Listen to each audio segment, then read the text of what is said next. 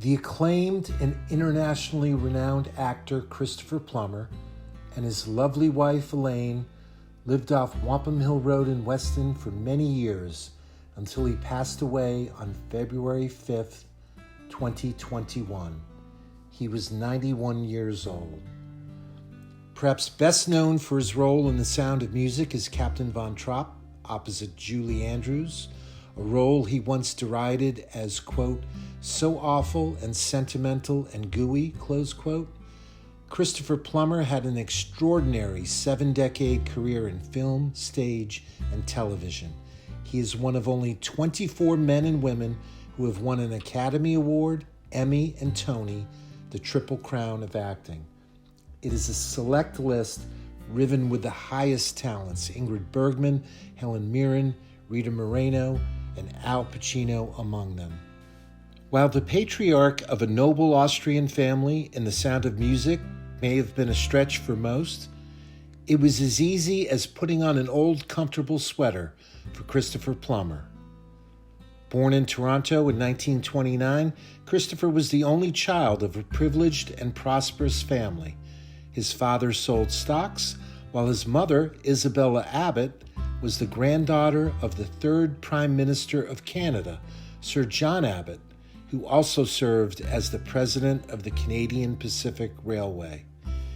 Yes, it was a life of rare privilege, but it was not without disappointments, particularly when his parents divorced when Christopher was only a toddler and he moved to his mother's estate in Senneville, Quebec, a wealthy enclave and suburb of Montreal, where he also learned to speak French fluently.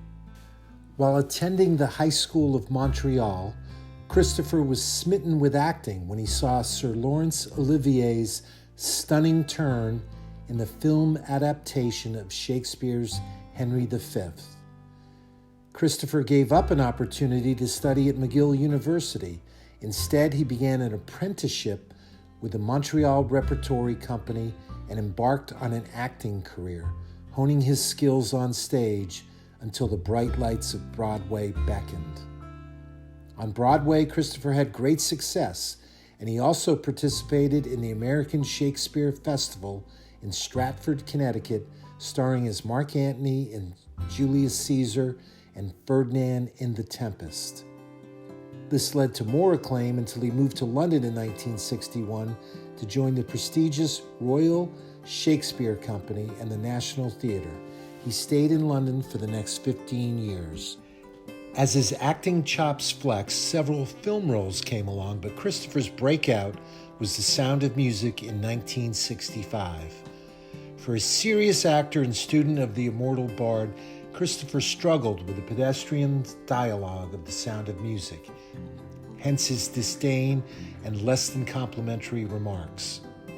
Over the years, his view softened. Quote, I'm grateful to the film in many ways because it was such a success. It is not my favorite film, of course, because I do think it borders on mawkishness. But we did our damn best not to make it too mawkish. And the director, Robert Wise, kept a very tight control on it, which was difficult enough. And the sound and the music is quite wonderful. But I've made my peace with it. It annoyed the hell out of me at first. I thought, don't these people ever see another movie? It doesn't even have to be my movie. I just wanted to take them to some movies they ought to see. But I'm grateful to the film and to Julie Andrews, who's remained a terrific friend. I must have been miserable to work with at the time because I was furious they wouldn't let me sing. I'd worked on singing for so long, but in those days, they'd have someone trained who would sing through dubbing. I said the only reason I did this bloody thing was so that I could do a musical on stage on film, close quote. Notwithstanding his critical appraisal and grousing, the movie and his role as the captain is iconic, and The Sound of Music is one of the highest earning films in film history. There have been many other famous actors, artists, authors, and musicians who have called Weston home. Betty Davis, Eartha Kitt, Robert Redford, Keith Richards, among them. Christopher Plummer lived here for more than 40 years, drawn initially for its proximity to New York City.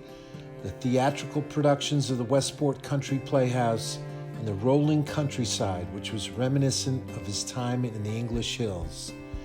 Christopher eventually served on the Playhouse Board of Trustees for many years, and he was instrumental in its 2005 renovation. Aaron and I met Christopher only once. We went to see Richard Dreyfuss and Jill Clayburgh perform at the Playhouse in Arthur Miller's play All My Sons. At the intermission, we spied Christopher enjoying a beverage. His hair was coiffed perfectly, his grooming faultless, and he was wearing a double-breasted blue blazer with a stiffly starched white shirt and an ascot, disproving the adage that only Fred Astaire and Cary Grant can wear an ascot.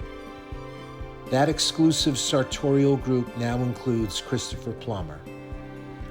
He had the manner and mien of an aristocrat or nobleman, which was no mere affectation or act. This was precisely who he was. We said hello and thanked him for all his wonderful work, mindful to refrain from alluding to anything related to the sound of music. He smiled and nodded beneficently, more mischievous Cheshire cat than the gloriously mad King Lear. A movie star, a theater star, and a legend, Christopher Plummer's diction and delivery was flawless, whether he plumbed the depths and despair of Hamlet or Macbeth, or narrated in his dulcet tones the perilous adventures of our children's favorite cartoon, Madeline. Since his passing, the streetlights seem dimmer, the sidewalks seem emptier, and the movie theaters ring hollow, even though Weston has no streetlights, sidewalks, or movie theaters. No matter, Christopher Plummer's art, international renown, and performances cascade ever forward and wash over us all, especially in the leafy hamlet of Weston, Connecticut, a town that he loved and lived in so well.